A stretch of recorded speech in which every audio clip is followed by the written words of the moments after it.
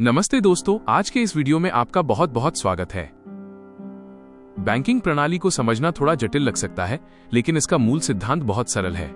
हम में से अधिकांश लोग बैंक को केवल एक सुरक्षित तिजोरी मानते हैं, जहां हम अपनी मेहनत की कमाई रखते हैं। लेकिन असल में बैंक एक वित्तीय मध्यस्थ, फाइनेंशियल इंटरमीडियरी के रूप में कार्य करते हैं। बैंक आपके पैसों का क्या करते हैं और वे मुनाफा कैसे कमाते हैं।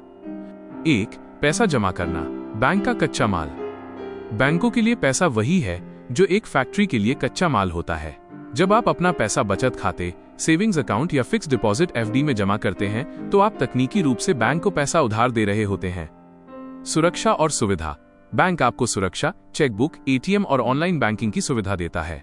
ब्याज का वादा। बदले में बैंक आपको आपके जमा पैसे पर थोड़ा ब्याज, जैसे 3% से 6% देने का वादा करता है। 2. पैसा उधार देना। बैंक का मुख्य इंजन। बैंक आपके पैसे को लॉकर में बंद करके नहीं रखते। यदि वे ऐसा करेंगे तो वे आपको ब्याज नहीं दे पाएंगे और न ही अपने कर्मचारियों को वेतन दे पाएंगे। बैंक आपके जमा किए गए धन का एक बड़ा हिस्सा ऋण लोन्स के रूप में दूसरों को दे देते हैं। होम लोन, घर खरीदने के लिए। कार लोन, वाहन खरीदने के लिए। बिजनेस लोन, नई कंपनियां शुरू करने या व्यापार बढ़ाने के लिए। पर्सनल लोन, शिक्षा, चिकित्सा या अन्य जरूरतों के लिए। बैंक इन उधार लेने वालों से बहुत अधिक ब्याज वसूलते हैं, जैसे 8% से 18% तक। 3. नेट इंटरेस्ट मार्जिन (NIM), कमाई का असली राज। बैंकों की कमाई का सबसे बड़ा स्रोत ब्याज दर का अंतर है। इसे एक उदाहरण से समझते हैं। 1. आपने बैंक में 1 लाख रुपए जमा किए। बैंक ने आपको साल का 4% ब्याज देने का वादा किया। 2.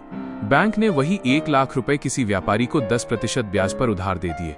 3. साल के अंत में बैंक को व्यापारी से 10,000 रुपए मिले और उसने आपको 4,000 रुपए दिए। 4. बीच का 6,000 रुपए बैंक का सकल लाभ, ग्रॉस प्रॉफिट है। इसे ही नेट इंटरेस्ट मार्जिन कहा जाता है। 4. निवेश और अन्य गतिविधियां। बैंक केवल ऋण ही नहीं देते, वे आपके पैसे को सुरक्षित सरकारी बॉन्ड, स्टॉक मार्केट, सीमित मात्रा में और अन्य वित्तीय साधनों में भी निवेश करते हैं। CRR और SLR कानूनी रूप से बैंकों को अपने कुल जमा का एक निश्चित हिस्सा भारतीय रिजर्व बैंक RBI के पास रखना होता है और कुछ हिस्सा सोने या सरकारी बॉन्ड में निवेश करना होता है। यह आपकी सुरक्षा के लिए होता है ताकि बैंक कभी दिवालिया न हो। 5. फीस और कमीशन, आय का दूसरा रास्ता। आजकल बैंक केवल ब्याज से ही नहीं, बल्कि विभिन्न प्रकार की सर्विस फीस से भी पैसा कमाते हैं। ATM फीस, एक सीमा के बाद पैसे निकालने पर शुल्क। खाता रख रखाव, न्यूनतम बैलेंस न होने पर जुर्माना। क्रेडिट कार्ड फीस, वार्षिक शुल्क और देरी से भुगतान पर भारी जुर्माना। विदेशी मुद्रा, मुद्रा बदलने पर कमीशन। म्यूचुअल फंड और बीमा, बैंक अन्य कंपनियों के उत्पाद बेचकर कमीशन कमाते हैं। 6. बैंक अर्थव्यवस्था के पहिए कैसे हैं। बैंक आपके सोते हुए पैसे को काम पर लगाते हैं। जब बैंक किसी फैक्ट्री को लोन देता है तो वो फैक्ट्री रोजगार पैदा करती है, माल बनाती है और अर्थव्यवस्था को गति देती है। यदि लोग पैसा घरों में छिपाकर रखेंगे तो अर्थव्यवस्था रुक जाएगी। बैंक बचतकर्ताओं और निवेशकों के बीच एक सेतु, ब्रिज का काम करते हैं। निष्कर्ष, संक्षेप में, बैंक एक पैसे की दुकान की तरह है। वे आपसे कम दाम, कम ब्याज पर पैसा खरीदते हैं और दूसरों को ऊंचे दाम, ज्यादा ब्याज पर बेच देते हैं। इस प्रक्रिया में वे जो जोखिम उठाते हैं और जो सेवाएं प्रदान करते हैं, वही उनके मुनाफे का आधार होता है।